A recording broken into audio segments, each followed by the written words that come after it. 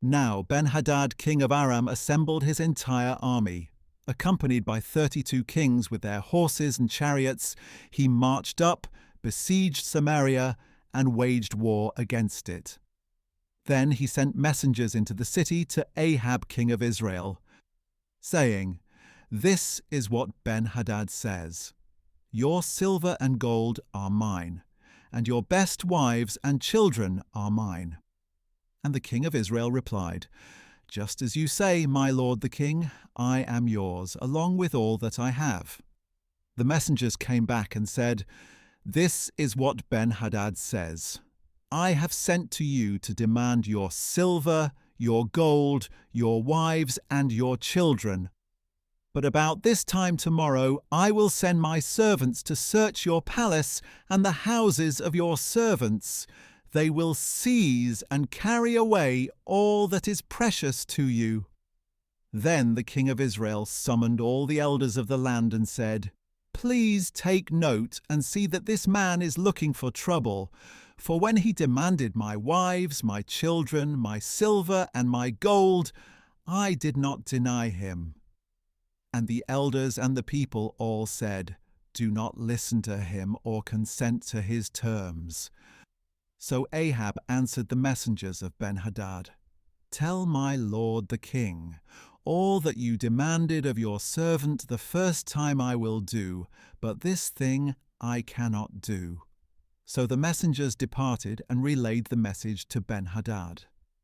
Then Ben-Hadad sent another message to Ahab, "May the gods deal with me, and ever so severely, if enough dust remains of Samaria for each of my men to have a handful." And the king of Israel replied, "Tell him, the one putting on his armor should not boast like one taking it off." Ben-Hadad received this message while he and the kings were drinking in their tents, and he said to his servants, "Take your positions." So they stationed themselves against the city. Meanwhile, a prophet approached Ahab, king of Israel, and declared, "This is what the Lord says. Do you see this entire great army? Behold, I will deliver it into your hand this very day, and you will know that I am the Lord." "By whom?" Ahab asked.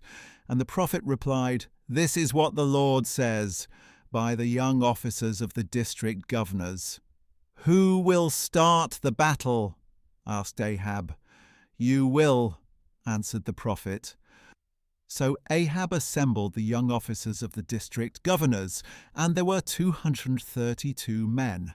And after them he assembled the rest of the Israelite troops, 7,000 in all. They marched out at noon, while Ben-Hadad and the 32 kings allied with him were in their tents getting drunk. And the young officers of the district governors marched out first. Now Ben-Hadad had sent out scouts who reported to him, "Men are marching out of Samaria." "If they have marched out in peace," he said, "take them alive. Even if they have marched out for war, take them alive." Meanwhile, these young officers of the district governors marched out of the city with the army behind them, and each one struck down his opponent. So the Arameans fled with the Israelites in pursuit, but Ben-Hadad, king of Aram, escaped on horseback with the cavalry. Then the king of Israel marched out and attacked the horses and chariots, inflicting a great slaughter on the Arameans. Afterward, the prophet approached the king of Israel and said, "Go and strengthen your position, and take note what you must do, for in the spring the king of Aram will come up against you." Meanwhile, the servants of the king of Aram said to him, "Their gods are gods of the hills. That is why they prevailed over us. Instead, we should fight them on the plains. Surely then we will prevail. So do this: dismiss all the kings from their positions and replace them with other officers. And you must raise an army like the one you have lost, horse for horse and chariot for chariot, so we can fight the Israelites on the plain, where we will surely prevail. and the king, approved their plan, and acted accordingly. In the spring, Ben-Hadad mobilized the Arameans and went up to Aphek to fight against Israel. The Israelites also mobilized, gathered supplies, and marched out to meet them. The Israelites camped before them like two small flocks of goats, while the Arameans covered the countryside. Then the man of God approached the king of Israel and said, "This is what the Lord says. Because the Arameans have said that the Lord is a God of the hills and not of the valleys, I will deliver all this great army into your hand. Then you will know that I am the Lord." For 7 days the armies camped opposite each other, and on the 7th day the battle ensued, and the Israelites struck down the Arameans, 100,000-foot soldiers, in one day. The rest of them fled into the city of Aphek, where the wall fell on 27,000 of the remaining men. Ben-Hadad also fled to the city and hid in an inner room.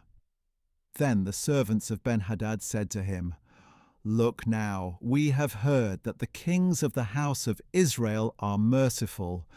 Let us go out to the king of Israel with sackcloth around our waists and ropes around our heads. Perhaps he will spare your life." So with sackcloth around their waists and ropes around their heads, they went to the king of Israel and said, "Your servant Ben-Hadad says, 'Please spare my life.'" And the king answered, "Is he still alive? He is my brother." Now the men were looking for a sign of hope, and they quickly grasped at this word and replied, "Yes, your brother Ben-Hadad." "Go and get him," said the king. Then Ben-Hadad came out, and Ahab had him come up into his chariot. Ben-Hadad said to him, "I will restore the cities my father took from your father. You may set up your own marketplaces in Damascus, as my father did in Samaria." "By this treaty I release you," Ahab replied. So he made a treaty with him and sent him away. Meanwhile, by the word of the Lord, one of the sons of the prophets said to his companion, "Strike me, please." But the man refused to strike him. Then the prophet said to him, "Because you have not obeyed the voice of the Lord, as soon as you depart from me, a lion will kill you." And when he left, a lion found him and killed him. Then the prophet found another man and said, "Strike me, please." So the man struck him and wounded him. And the prophet went and waited on the road for the king, disguising himself with a bandage over his eyes.